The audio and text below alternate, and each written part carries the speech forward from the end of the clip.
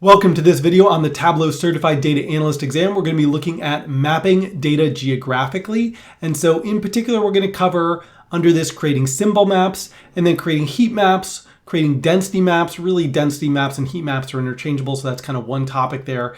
And then chloropleth maps, filled maps. And so now, pro tip, if I'm going too quickly or too slowly, adjust the speed of the video as needed.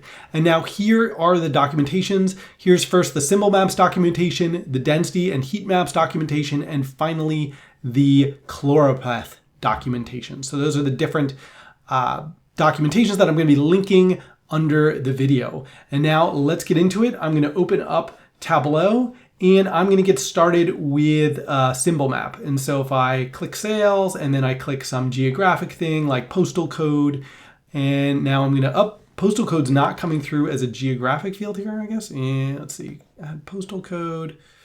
And oh yeah, so I need to switch over here to my symbol map, right? And it even says when I mouse over this, symbol maps. And so I'm going to click that like this, and it's going to give me a nice symbol map. And so the symbol map is basically where the size of the circle is going to vary based on the measure that I choose, right? So here I have selected that sum of sales will be defining the size, and the dots are going to be bigger or smaller depending on the number of the total sales for that zip code, right? So this is a sum of sales by zip code using these circles, right?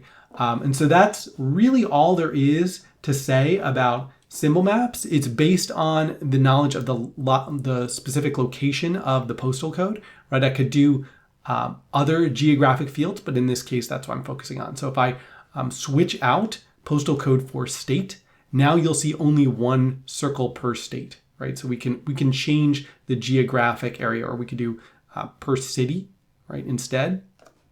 And so now we'll see, I think, more circles here, right, for each city where we have data.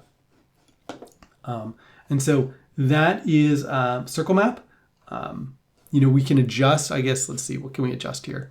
If we click on size, we can make these dots bigger if we want, or smaller. Relative, right? They're still it's still going to be that the largest ones represent the largest sales, but now we have relatively bigger circles. So that's one adjustment you can make. And so that's going to be all. I guess a couple other things I could comment on. If I wanted to add more detail, right, I could make the circles different colors. Add all members. And so now I get different colors for every different product. That's not too useful because there are too many products. Maybe I'll do different colors for different segments.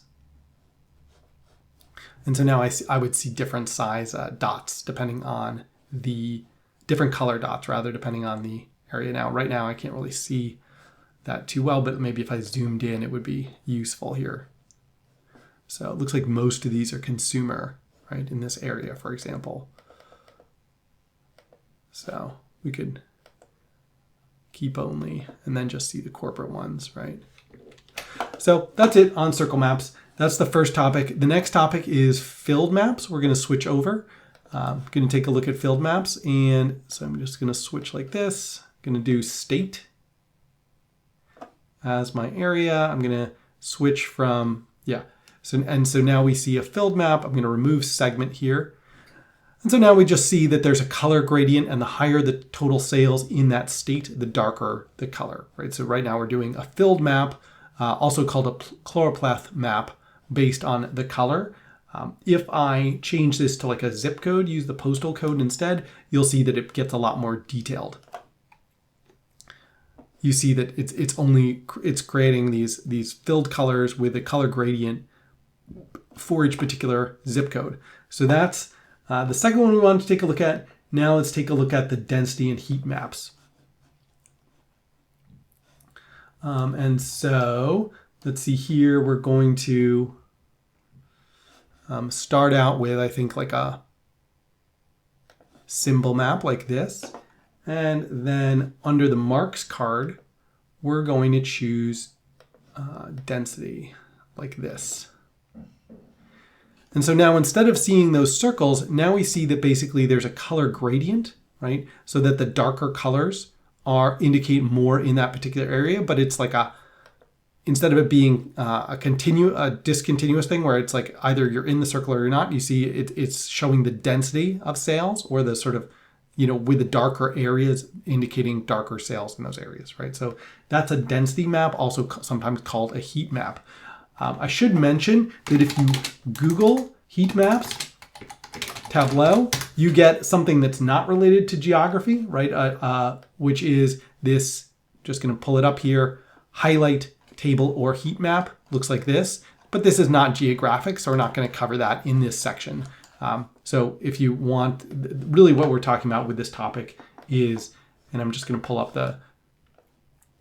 it's this. It's the create heat maps or density maps, where you've started with a symbol map and then you change the mark type to density, and then you get something that looks like that. Right? And you can, of course, adjust the color gradient and so on. So that is a very quick intro to different ways of presenting geographic data in Tableau.